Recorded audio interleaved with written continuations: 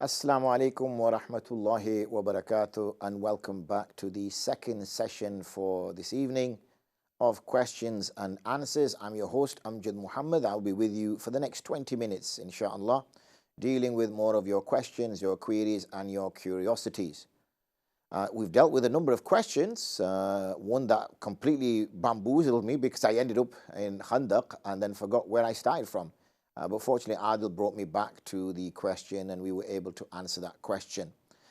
We didn't get any calls though, and we're now, as I said, in the last session for the week, so we do look forward to a call from somebody. The number to call is 01274 214299. That's 01274 214299. So please do give us a call and we will be able to deal with those questions accordingly. Email q&a@iqra.tv, and as I was saying that, I could hear some fireworks going off in the background outside the studio. I explained just before the break how back in the day when I was a lad, fireworks were A, hard to get hold of, B, they were expensive. People did not have much surplus money. Oh, we're going to call us, so we're going to have to leave it there. So somebody has called in on 01274 214299. Assalamu alaikum wa rahmatullahi wa barakatuh, dear caller. Wa alaikum assalam, my Sheikh. How are you? Okay? How are you, my brother? I am very well, Sheikh.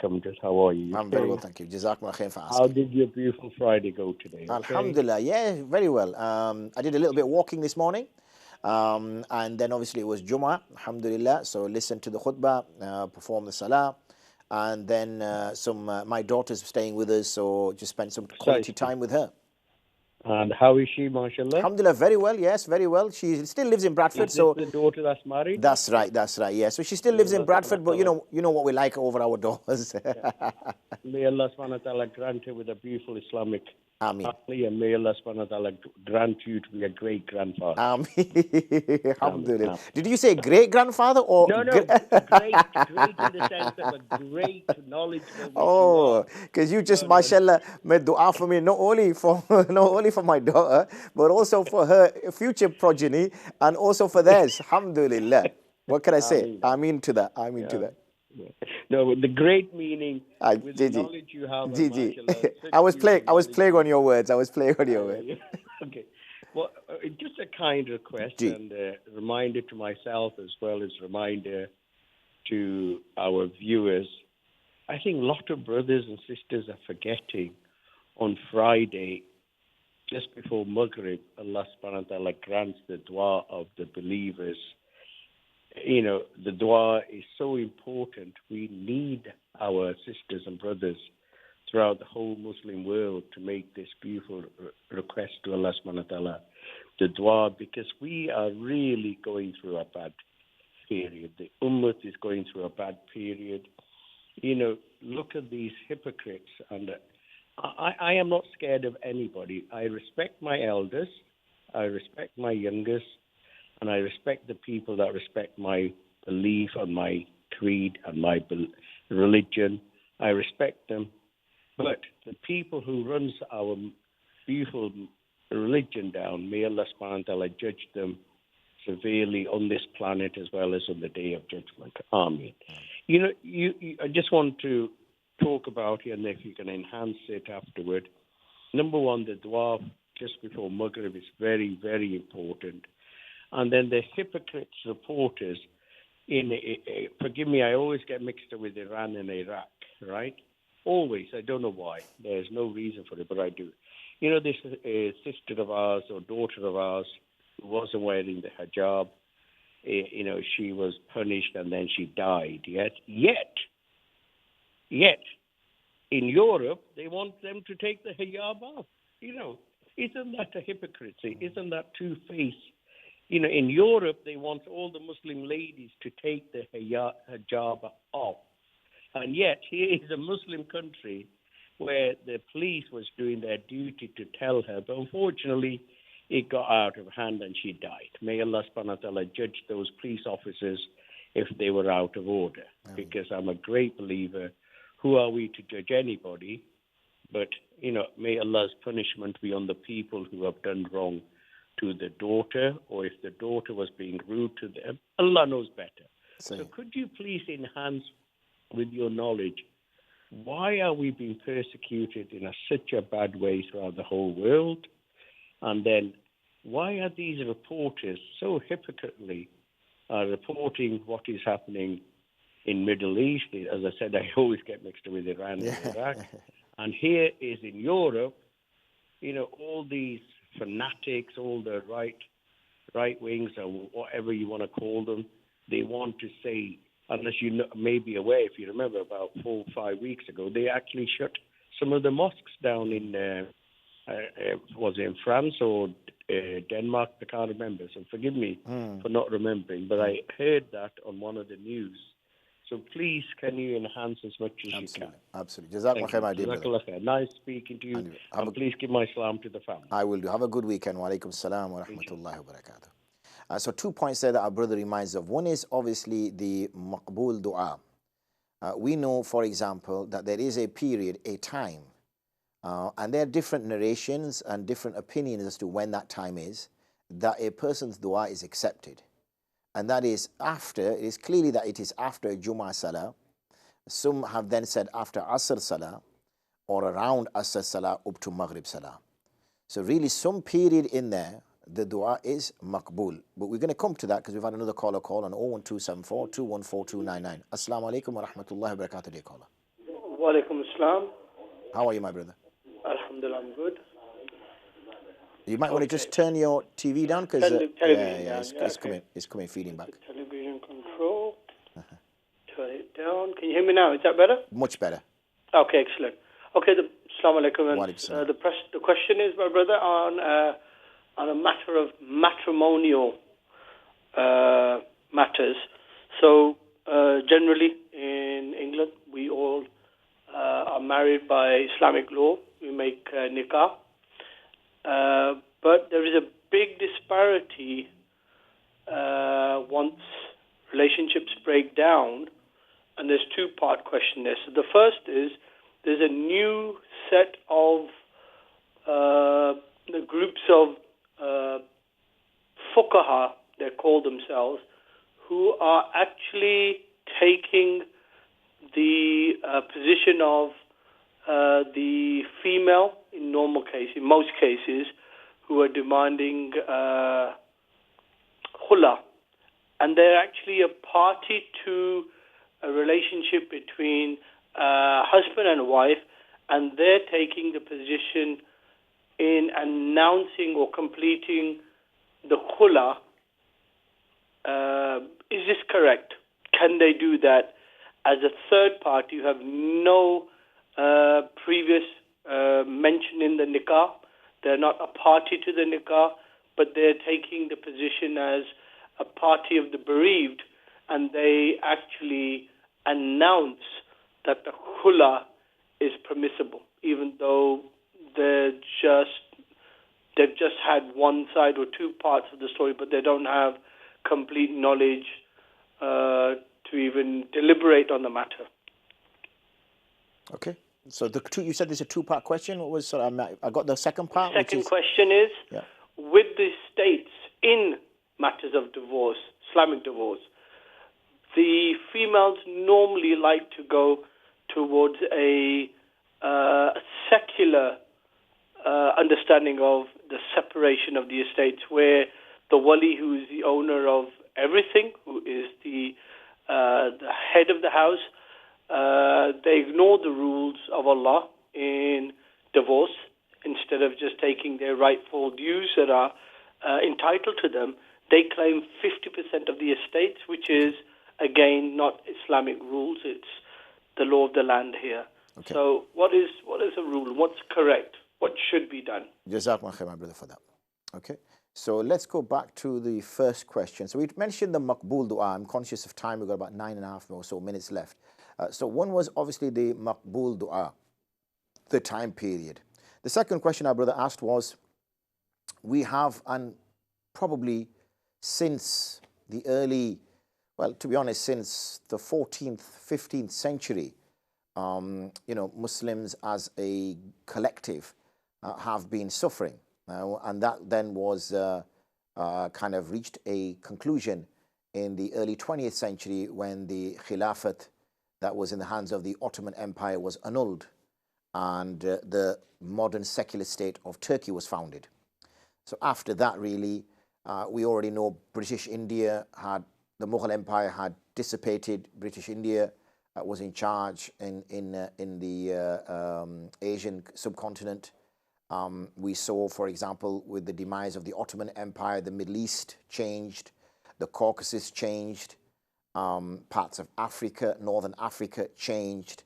So we saw that happening, and it's not been sort of, overnight. It's happened over centuries. And what was the start? Well, the start is always when we start to think that the dunya is the source of our success. So when we start to think that the success in your life and my life is down to our earnings, down to our position in society, down to the job we have, down to the respect we've earned, down to the reputation we've built. As soon as we do that, we are, without doubt, denying Allah. That's the first thing. And secondly, we are doing nashukri. We are now being ungrateful to what Allah has done for us. Then Allah subhanahu wa ta'ala stops doing those things He did for us, because He's saying, well, okay, I'm paraphrasing this now, that, you claimed that this is all down to you. Fine, carry on. And obviously we know that what that does is that when you leave the path, that's why if you look at the Khulafa Rashidun, they lived a very simple life, because power can lead you to become affluent, meaning big palaces, richness. We know how Sayyidina Umar was dressed when the keys were given to him of Bayt al-Maqdis, of Jerusalem, Al-Quds. His clothes were patched. You're telling me he couldn't afford clothes? If he asked his Sahaba, do you think they would not have given him a garment? Do you think if he put a tax on the Muslims to support the state, including himself, do you think he would not have achieved that? Of course. So once we started to see that we were the cause of the success and not Allah, that's when the destruction came. Until we realize that the success in our lives is down to Allah, then we will return upon khair. There are people, obviously, without doubt, who do believe that the khair is from Allah, and they are in the world. But they are a very small minority. For the great majority of us, you live in the UK, you live wherever you live. Tell me how many people you've come across that are trustworthy. Tell me how many people have you come across that you can rely upon. Tell me how many people you've come across that are friendly and nice. There's few. I'm not trying to be a pessimistic here. I'm not trying to be a prophet of doom. There are good people, and you have to find them. They're like diamonds. Okay, they're dug underneath the dirt, and you've got to keep looking for them. And when you find them, you hold them with both arms, because they're shining lights that are going to guide you. So I hope that answers the question. We are living in unusual times. Probably, it's been 3 generations before somebody has lived in the times we are living in. I'm talking about World War II, where we have now with the Russian and the Ukraine conflict, which in a way, even though people don't want to label it as, is a world war. And I'll tell you why. Because NATO are obviously at war via Ukraine with Russia. It's a simple fact. And that's very similar to what we saw when Europe went to war against Adolf Hitler. So what I'm saying is that just because it's not got labeled as, you've had World War I, we've had World War II, well, now we have World War III, the sequel of sequels, the reality is there to see. We have a leader threatening to use nuclear weapons. That's serious. Imagine he presses the button. That's going to change our lives forever. Forever. We've not lived in hard times, and unfortunately, we will not be used to it. Whereas what happened in World War I and World War II, people were living hard times so they could survive. We've become so, fattened and so easy life. Go back 20, 30 years and rooms used to be cold. There was no carpet. Rain used to come in through your roof. That's how we lived. And people find that hard to believe when I say that to my children. They say, SubhanAllah, it was like that. Now we don't have Wi-Fi and we're having a mini heart attack. Forget heating and electricity and food in the fridge and all the rest of it. So, we're not really ready for that kind of life, to be honest. But if it does come upon us, which it will, sooner or later, then, it's being prepared for the after effects. So I hope I've given that question some justice. The second questioner asked the issue with regards to women when going to certain, and I think what the brother is referring to is Sharia councils, and then those Sharia councils initiate a khul'a and separate the husband and wife. I can only speak of the Sharia councils that, and the mitigation that, and the cases that I have sat in and heard from scholars. I cannot speak of, every single Sharia council in the UK.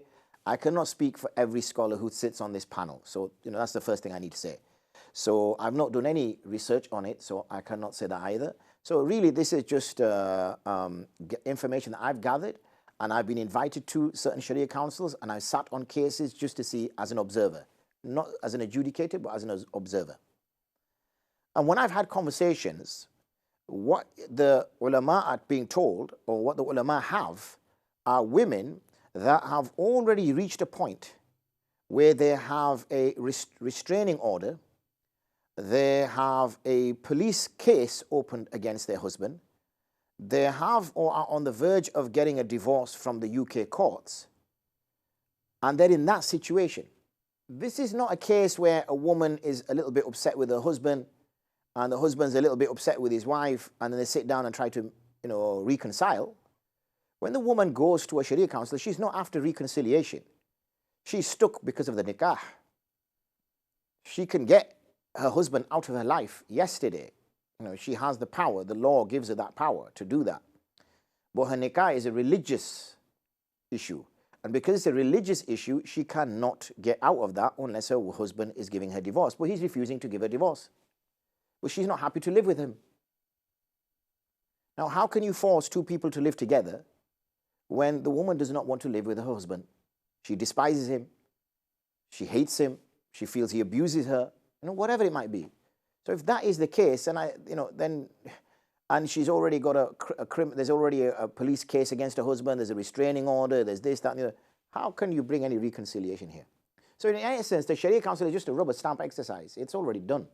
And we know many women who don't even go to the Sharia Council and then they remarry with the nikah intact. Now that's worse because now she's married to two men from a Sharia perspective, and that's wrong. The khul'a is not a khul'a, it's called fasakh nikah. Fasakh nikah is not a khul'a. Fasakh nikah is the absolving of the nikah, the removal of the nikah. Ulama can do that. Ulama can break a nikah. This is not via talaq or via khul'a, which the husband initiates. This is when the ulama see the situation and as a consequence say that this nikah is now void. That's the first thing. Second thing is, what happens now when sisters go to the courts and they're getting 50% from the courts and they're getting nothing from the husbands? Then obviously that's not something that they should be attempting to do. Reason being is that it's not their property. But what's happening also, just to give some balance to that argument or that discussion, is women who are divorced are left with nothing. Because they didn't go to any form of education, they don't have any form of employment, and they are divorced, they are all on their own with no supporters. And this is, again, many, many cases that have come to me where women in these situations and they have to then live in hostels. But unfortunately, because the calls came in a little bit late, I've got 15 seconds left. So I could only answer it in that way. Maybe on Wednesday, if the brother can call again, remind me, and we can unpack that a little bit further. But unfortunately for now, I'm going to have to say Assalamu alaikum wa rahmatullahi wa barakatuh, and I look forward to seeing you all next week, inshallah.